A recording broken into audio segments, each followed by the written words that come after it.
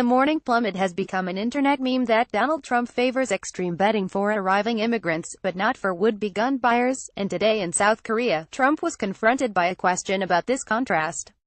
It produced a useful answer, one that once again illustrated the deep rot of bad faith at the core of his approach to difficult policy questions. It's being widely reported that the Air Force failed to follow the proper policies that would have barred Devin Patrick Kelly, who killed 26 people in a Texas church, from buying firearms. Kelly was discharged from the Air Force after a conviction for domestic violence, including cracking his toddler stepson's skull, but this information, which could have stopped him from buying the guns he obtained, was not properly transmitted to the FBI or entered into the federal background check database. The Air Force has launched an internal investigation. Today, in South Korea, Trump was asked by a reporter, "You've talked about wanting to put extreme vetting on people trying to come into the United States. I wonder if you would consider extreme vetting for people trying to buy a gun." Trump replied, "If you did what you're suggesting, there would have been no difference 3 days ago. And you might not have had that very brave person who happened to have a gun or a rifle in his truck go out and shoot him and hit him and neutralize him. If he didn't have a gun, instead of having 26 dead, you would have had hundreds more dead." The claim that there would have been no difference if Kelly had undergone extreme vetting is another way of saying that an improved gun background check system would not have stopped this shooting. But Trump has no earthly way of knowing this one way or the other. We now know that he very well might not have gotten a gun if not for the Air Force's catastrophic error. Kelly might have procured one illegally, anyway, or he might not have. Yes, Kelly was confronted by an armed neighbor, but we don't know how many lives that saved or what that says about the broader background check debate. Indeed, as I have argued, it is folly to debate the broader gun violence epidemic in the context of mass shootings. Each of those problems presents an array of different challenges, and fighting over the meaning of particular incidents in isolation is not a good way to debate broad policy solutions. But here's what we can say about this: Trump's immediate fallback on the notion that improving background checks wouldn't have stopped the carnage is just disingenuous nonsense and bad faith obfuscation. The broader policy question here is whether our gun background check system needs improving. What we have learned thus far from this particular shooting is only that there was a system failure that needs to be addressed, and that, because of it, Kelly, a man capable of slaughtering more than 24 people in the act of worship, children included, was able to obtain guns. If there is any narrow lesson to be drawn, it's that when there are holes in the system, it enables people who are barred from buying guns to easily obtain them anyway. In a broad sense, this is the type of problem that those who want to reform our background check system want to address. They want to expand background checks to cover not just sales by federally licensed firearms dealers but also certain types of private sales that create another channel through which people end up unlawfully possessing a gun. They also want to fix the flaws that impede states' transmission of data about domestic abusers to the federal background check database, which is a problem that resembles the one we saw here. Trump told us that his thinly veiled Muslim ban was necessary so that we could review our vetting procedures and see where they need to be improved. Applying his own logic to the gun debate should lead to a similar place. If our current system of background checks is inadequate, we should review it to see whether it needs to be improved, too. Trump, of course, does not believe that the gun background check system should be improved. He is entitled to that view.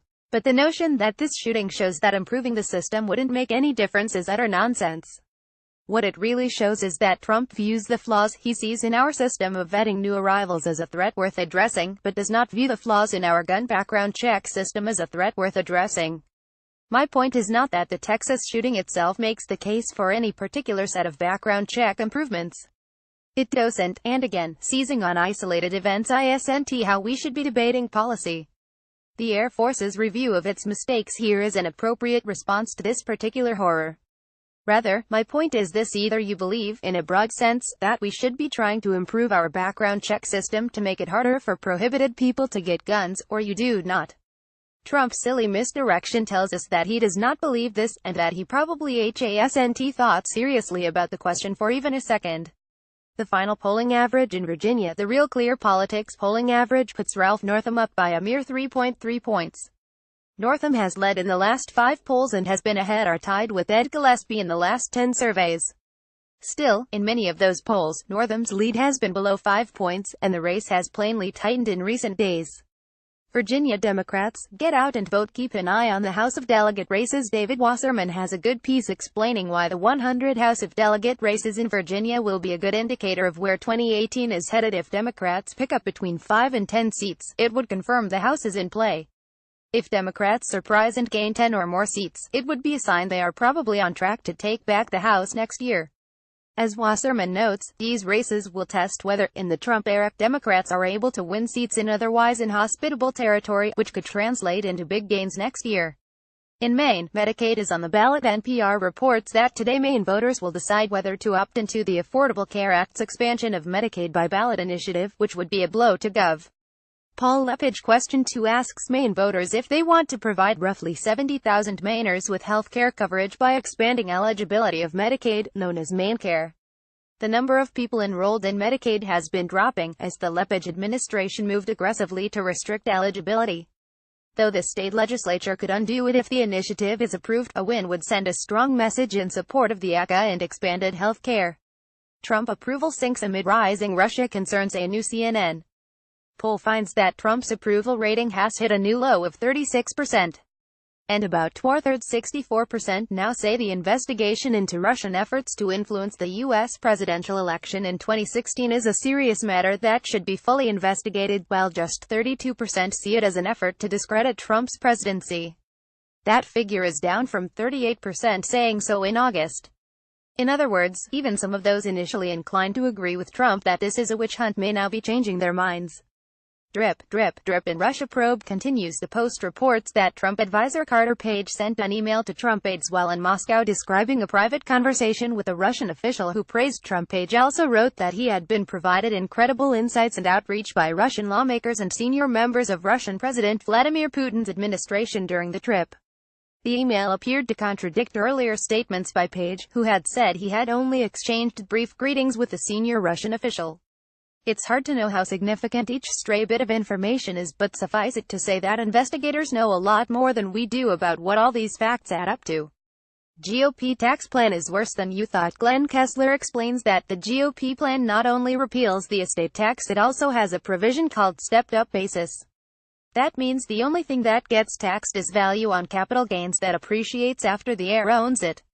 All the appreciation of value that occurred while the deceased owned the assets is untouched. As Kessler notes, this would allow tens of billions of untapped capital gains to remain beyond the reach of the U.S. government, meaning they would never get taxed. Which will no doubt unleash spectacular growth that will shower great wealth on Trump's struggling voters in the Rust Belt and Appalachia. And Trump counties don't see too much winning. A new NBC News poll samples opinion of the Trump presidency in pro-Trump counties and finds the poll, which sampled residents of 438 counties that either flipped from voting Democratic in the 2012 presidential election to Republican in 2016, or saw a significant surge for Trump last year, found that a third, 32%, believe the country is better off now than it was before Trump became president, but a plurality, 41%, say the country is worse off now than it was when Trump became commander-in-chief. Don't worry. Once those enormous tax cuts for the wealthy and corporations kick in, things will turn around and you'll start winning bigly, believe me.